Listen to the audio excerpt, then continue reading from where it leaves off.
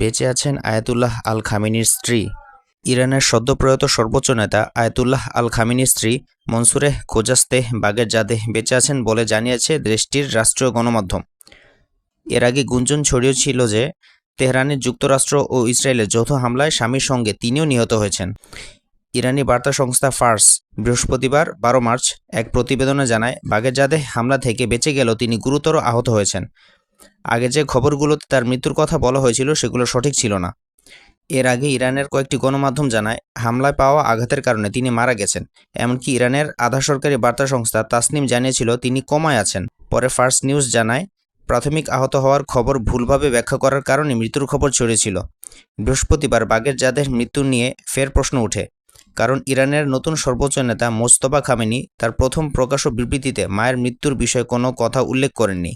প্রসঙ্গত, মাশহাদে একটি শিয়া পরিবারে জন্ম নেওয়া মনসুরেহ বাগেরজাদেহ 1964 সালে 17 বছর বয়সে আলী খামেনিকে বিবাহ করেন। তাদের 6টি সন্তান রয়েছে। রাজনৈতিক সংগ্রামের কঠিন সময়, কারাবাস ও নানা অনিশ্চয়তার মধ্যে স্ত্রীর সমর্থনের কথা অতীতে বহুবার উল্লেখ করেছিলেন খামেনি। গত 28 ফেব্রুয়ারি 86 বছর বয়সী আয়াতুল্লাহ আল খামেনি তেহরানে তার বাসভবনে যুক্তরাষ্ট্র ও ইসরায়েলের সমন্বিত বিমান হামলায় নিহত হন বলে জানানো হয়েছে। এরপর ইরান প্রতিশোধ হিসেবে যুক্তরাষ্ট্র ও ইসরায়েলের ঘাঁটিগুলো লক্ষ্য করে ক্ষেপণাস্ত্র হামলা চালাচ্ছে।